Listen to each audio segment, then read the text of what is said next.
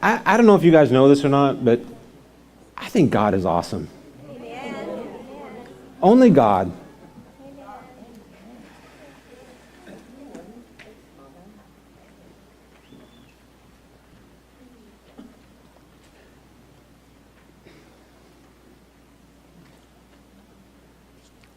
Sometimes I'm just overwhelmed with His goodness.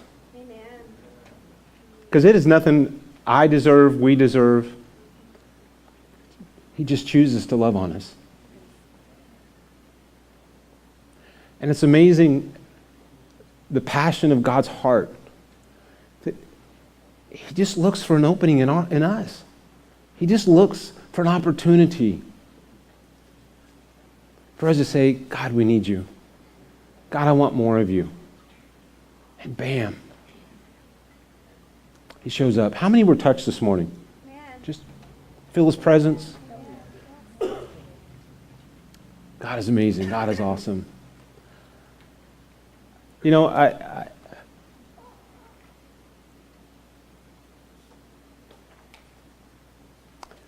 it's amazing to see how God takes a life. And out of our brokenness, He does something amazing.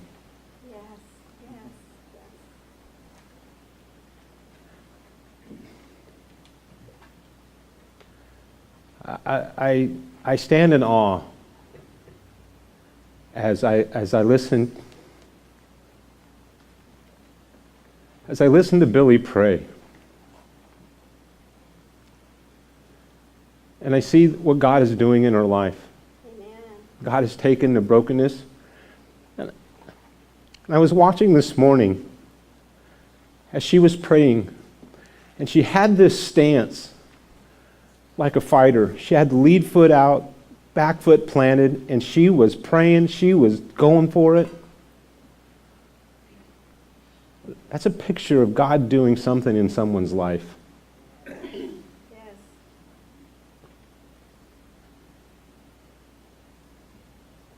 God wants to do it for us too. Yes. To take our brokenness, to take our weaknesses, and do something amazing. Amen. Only God. Yes. Only God. Ladies, you have a good time yesterday? Yeah. It was pretty cool. They all dressed up, and Larry's not here this morning, but he had his truck out there. He's refurbished, and there was a group of ladies here yesterday. It was great. We had, over the last 2 nights, Friday night and Saturday night, we had 2 home groups meet, 2 Life Connect groups, so we had a great time. Good discussion, good conversation, good groups. Each one is uniquely different. Friday night at Amanda and Kevin's house, most of the kids showed up there. That added a nice little element to it. There's one more opportunity this month to get together at Dave and Cindy's house this Friday night at 7 o'clock. So if I have the sign-ups, if anybody's still interested, they can join us there Friday night. All right, we are talking about our church, our focus of our church. We've been looking and going over the mission statement. And then a couple weeks ago, we introduced the 4 pillars of purpose that you see in the 4 corners. To live passionately, love extravagantly, to build wisely, pursue truth, to grow stronger and practice wisdom, and lead courageously, leave a legacy. These are attributes, attitudes that we want to develop in the culture of our church. We want to be growing towards these things, and so we've been kind of breaking them down. Last week I talked about living passionately, loving extravagantly. That to live passionately is to live with a sense of purpose. And I want to talk a little bit more about that this morning. That when we live with a sense of purpose, it gives a passion and a drive to our life. I had the definition of passionately is to have intense or strong emotion or feeling, That to be being driven, our life is being driven out of a sense of purpose, and that's to live passionately. It's just not emotionalism. It's just not trying to hype ourselves up into some state of euphoria that, oh, life is good and life is wonderful, but it's having a deep down settled sense of purpose, that you matter, your life matters. Ephesians tells us in Ephesians 2:10 that we are His workmanship, created in Christ Jesus for good works, which God prepared beforehand that we should walk in them. Okay? What does that mean? That means that we have purpose. There's a purpose why we were created with a purpose. Your life matters. What you do matters. That you're not an accident. You're not just some, cosmic gathering of dust and here you are. And what do I do? Where do I go? That before the creation of the world, God had you in mind and planned your existence. You're not here by accident. And you're not here just to fill space. Your life has purpose and meaning. And when we begin to grasp that, it gives us a sense of purpose. That what you do matters. What you believe about yourself matters. Yes. Turn to somebody and just tell them, you are important.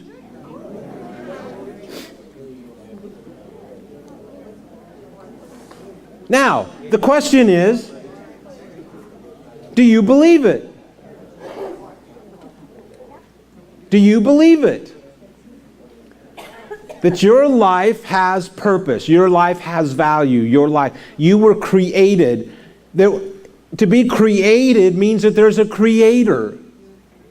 And if there's a creator, He planned your existence.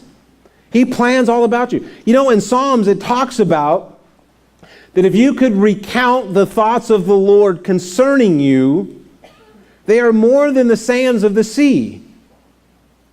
Think about that.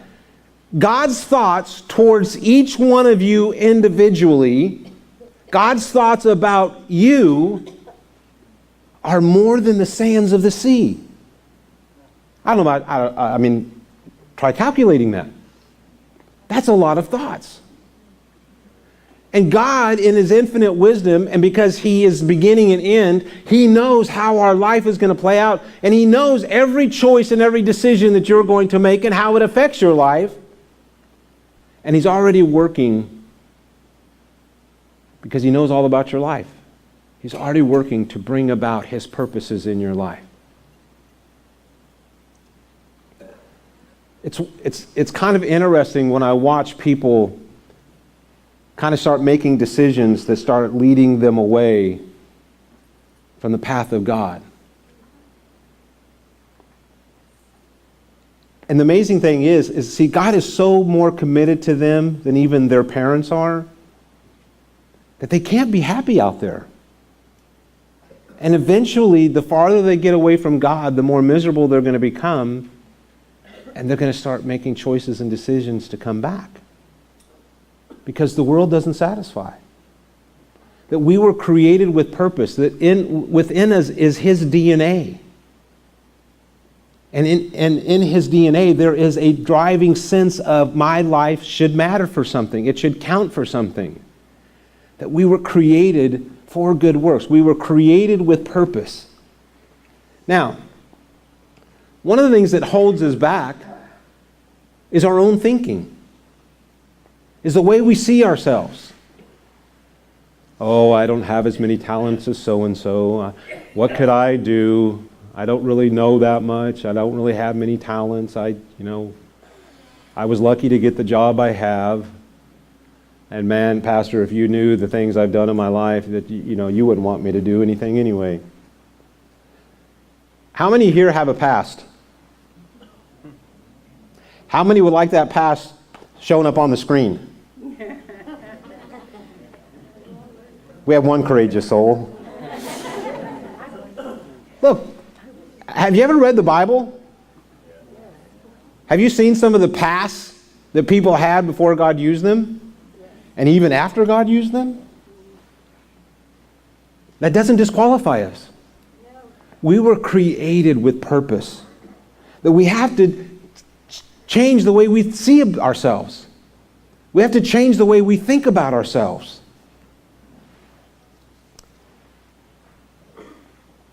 Your life matters, and your life is valuable because God already determined your value. You were so important to Him, you were so valuable to Him, that His Son was willing to go and die for you. That's how much you matter. God has set the value in His own blood. That's pretty important. So why is it that we allow other people to mock us and make fun of us? Why is it those voices in our heads tell us, and we let them tell us how important we are? When God has said, you are so important and you are so valuable to me that my Son is willing to die for you. See, the way we see ourselves, the way we think about ourselves, determines how high we think we can climb. You know the tragedy of schools? Now, schools serve a purpose. They're important. And I love our teachers that are giving themselves in that environment. But you know how many identities are destroyed in school?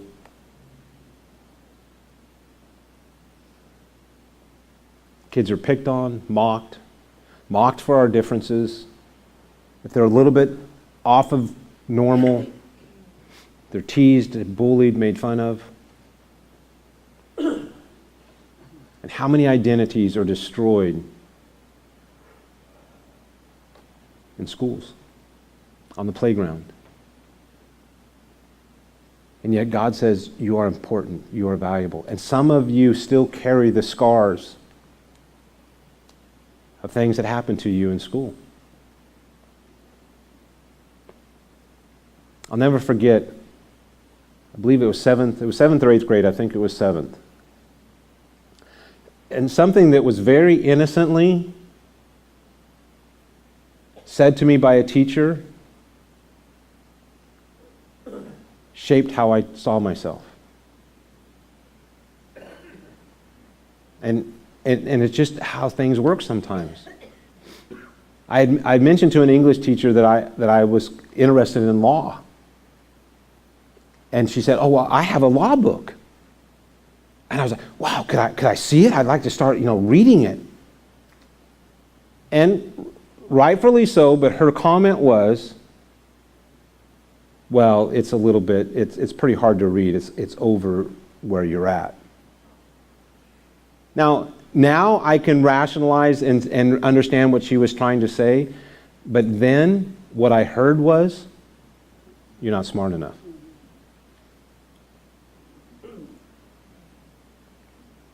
And that shaped my thinking for years. Something innocent, and yet, at the right time, at the right moment, it changed how I perceived myself. And how many of us are carrying either wounds or just innocent remarks that shaped how we see ourselves, and yet God says that you matter, you're valuable, you're important, that I have a work for you to do. But if we don't see ourselves as capable, we stop risking. Because all of life, in order to move up or move into those things that God has for us, requires a risk. It requires a vulnerability on our part. Because God is always going to lead us beyond our comfort zone. He's going to ask us to step out. And why does He do that? One, because He knows we're much more capable than we see ourselves. And two, He wants us to depend upon Him for where He's taken us. But if we don't have that sense of purpose, if we don't have that sense of value in seeing ourselves, who we are and what we can do, what is going to happen is we're going to shrink back. We're going to pull back and be afraid to risk. And what happens when we start saying no, or we start stepping back and saying, I can't do those things, passion begins to drain out of us. That drive, that intense desire to get us to move forward ceases to be there, and we begin to settle. We settle for what we think we can get instead of what we can have. And we lose sight of God, because God says, I can do all things through Him. But if we don't believe in ourselves, if we don't believe in our value, when we believe the lies, when we believe that we're less than, it doesn't matter how much God is standing there going, I want to do it through you. If you'll just give me an opportunity, let me in, let me help you. You picked the wrong person. I can't do it. Pick somebody else. I can't do it. And so we miss opportunities. We miss seeing God move in our life.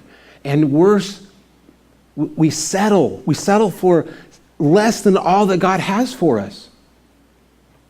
And then because we start settling for less, we just get caught up in the rat race of going through the motions of life.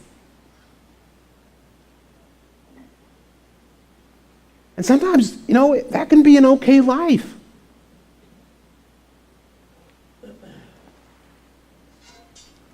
It could bring enough joy into your life. And yet, someday when we stand before God, and God goes, this could have been your life? You would have just trusted? You just would have believed my word a little bit more? And see, if we're going to be the church, if we're going to be, that's why we're doing all of this. That's why I'm talking about these things, is because in order to be the church that God calls us to be, there's got to be a certain element of risk. We've got to step out there a little bit. We've got to believe that God is backing us up, that our life has purpose, that our life has meaning, that God can use me to touch. And I'm not talking about standing on a street corner with a 5-foot Bible telling everybody if they don't turn, they're going to burn. There's a lot of ways to serve humanity. There's a lot of ways that God can use you, and He's going to use you in your gifting. He's going to use you in ways that fulfill who you are.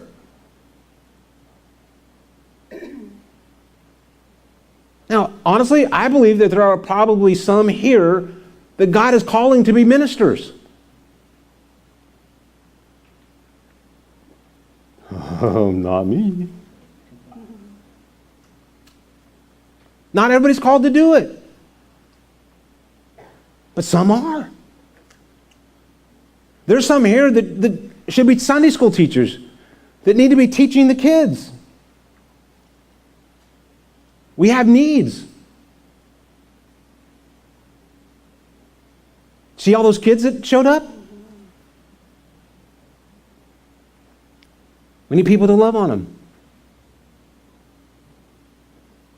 And all God requires, all God asks of us is just listen and obey. Just listen to what He's asking you to do. But again, if we see ourselves as less than, not capable of, it's very hard to say yes. Jesus died for you. You're valuable. You matter. You're important. And when it comes to living passionately, we need to know that. We need to know that you matter. Your life counts. You can make a difference. You can impact people's lives. God can use you where you are, what you're doing. But it's getting that sense of passion. And passion comes out of purpose, having a sense of purpose for our lives. Romans 5:8-11 says this, "But God demonstrates his own love towards us in that while we were still sinners, Christ died for us. Much more than, having now been justified by his blood, we shall be saved from wrath, from judgment, through Jesus. For if when we were enemies, we were reconciled to God through the death of his Son, when we were enemies, when we were estranged from God, when we are apart from God, if we were in that condition and reconciled through Jesus, much more, having been reconciled, we shall be saved by his life. And not only that, but we also rejoice in God through our Lord Jesus Christ, through whom we now have received the reconciliation. We've been reconciled to God. Okay? But God demonstrates his own love towards us in that while we were still sinners, Christ died for us. In our weakest, worst moment, God said, you're valuable. You're important. You matter. And I'm laying down my life to demonstrate how important and how valuable you are. Don't ever let someone or something tell you what you're not. God has made us all unique. Some a little more unique than others. But don't let anybody rob you of your uniqueness, of your particular bent, of how you see life. What makes their way any better than your way? And who made them God to tell you what you're not?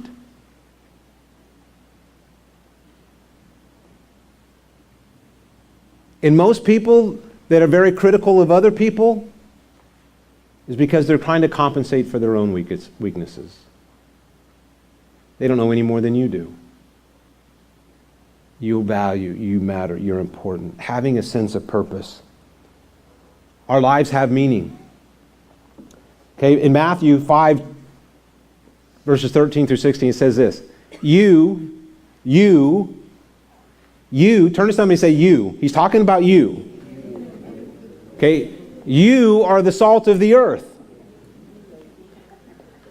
But if the salt loses its flavor, how shall it be seasoned? It is then good for nothing, but to be thrown out and trampled underfoot by men. You are the light of the world.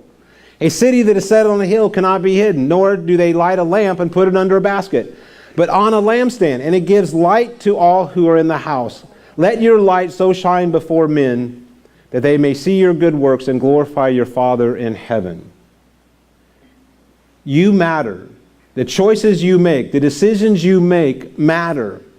Because God says, you are the salt of the earth. You have purpose. You have meaning. Your life matters. You are the salt of the earth. You are the light of the world. Now, salt has two basic purposes. In that day and age, salt was a preservative. They would pack it around the meat, pack the salt, and it would slow the decay of the meat so that it would stay long. They didn't have freezers back then. Okay? Salt is also for seasoning. To add a little flavor to things. Okay? God says that you are a preservative in the world. As believers, as Christians, you are to help slow down the decay of the world around you. That your life matters. How do we slow down the decay of the world around us? By saying, no, that's not right. By standing up for what's true. By saying, we're not doing that. Your life matters. The decisions you make matter. It influences the people around you. I don't care if you're 5 years old or 100 years old. You can make a difference where you are. by the choices and the actions, and by seeing yourself as important.